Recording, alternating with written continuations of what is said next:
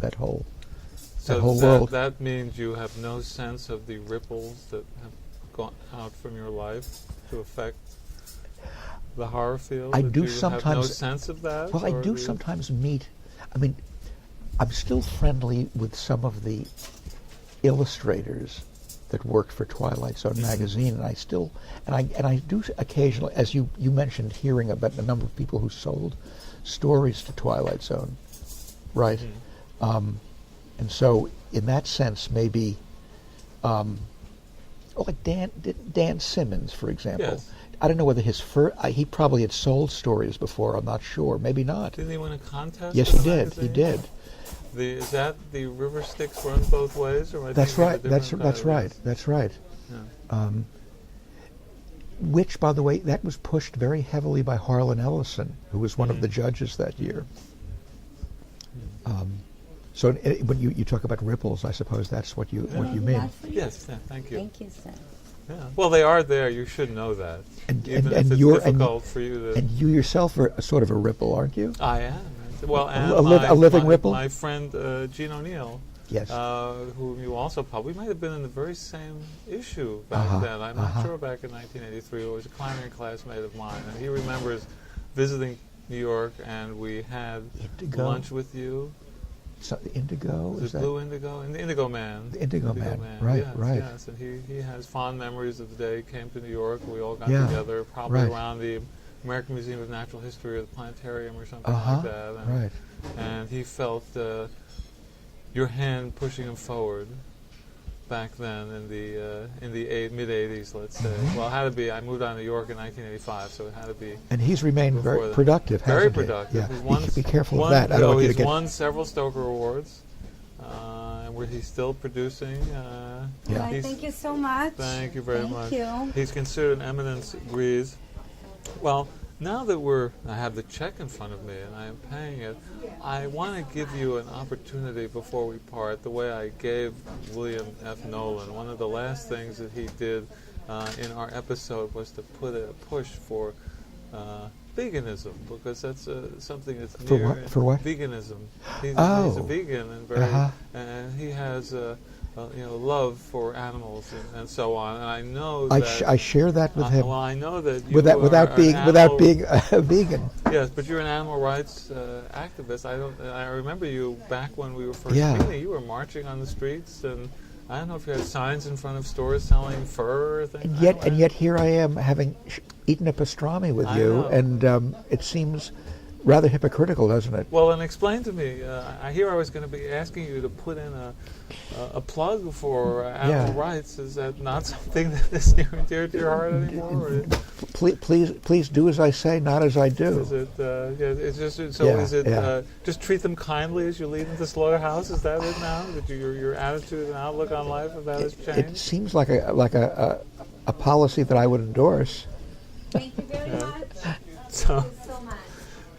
So no longer a plug for that. No kind words to say for the poor creatures of this world. So you're not involved in that anymore. Then you're no longer only in the sense of sending frequent donations, to the various so that others can carry on the work. I don't think any of them do any good. I think it's hopeless. It really is hopeless. It's very sad. Yeah. But it's I guess it would be my chosen field of charity. How's that? Okay. Well, I don't want to go out on such a hopeless and sad note. So, well, how about a different hopeless and sad note? I mean, which work do you want to pin to your chest and carry to heaven with you? I mean, to stand up for you. I guess. I mean, what is your favorite?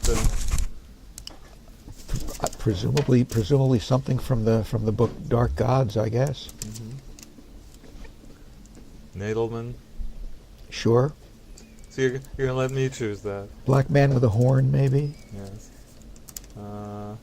Well, I'm signing the check here, and I guess we will be off. It was so good to see you. I hope it's not going to be 35 more years. Actually, I hope it will be. I hope that 35 years from now we will still... Wouldn't that be great? We will still be in shape to be able to do something like that. I hope this place is still here in 35 years. As do I. Well, Ted, let us go out into the world and sin no more. Yeah. Thanks. Thanks for joining me. Thank you. And that was it for Ted Klein. Well, that was it for Ted Klein for you, anyway.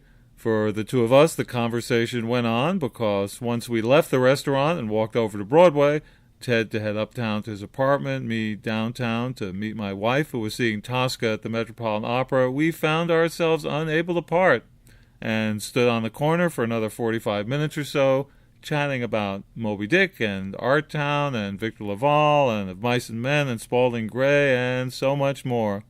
I really wish you could have heard it, so maybe in the future I should just wear a wire and not stop recording until my guest and I have truly parted. But if you enjoyed sitting down with us and want to guarantee you'll hear all the future conversations I'll have over meals with guests from the world of science fiction, fantasy, horror, comics, and more, look us up at the iTunes Store and subscribe, or use the RSS feed, which you can find at eatingthefantastic.com.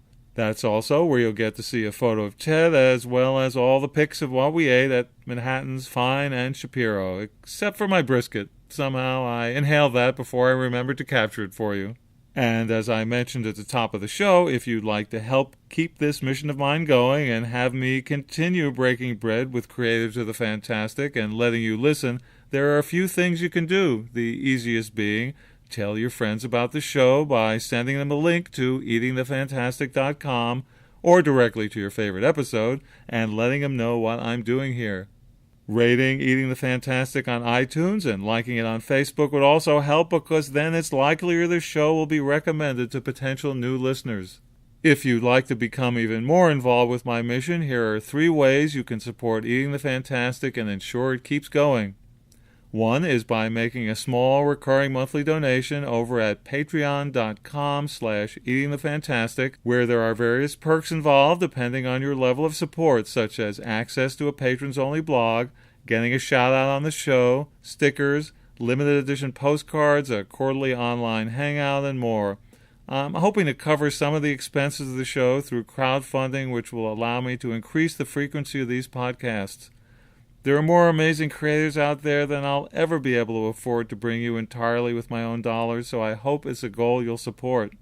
If an ongoing commitment's not for you, or if you love me but not Patreon, why not consider tossing a couple of bucks in the tip jar instead and making a one-time donation of any size via paypal.me/eatingthefantastic. Or head on over to coffee.com/eatingthefantastic, that's ko-fi.com/eatingthefantastic, and cover the cost of exactly what it sounds like, a cup of coffee. So please check out patreon.com/eatingthefantastic or paypal.me/eatingthefantastic or coffee.com/eatingthefantastic and join the others who've been generously supporting this podcast.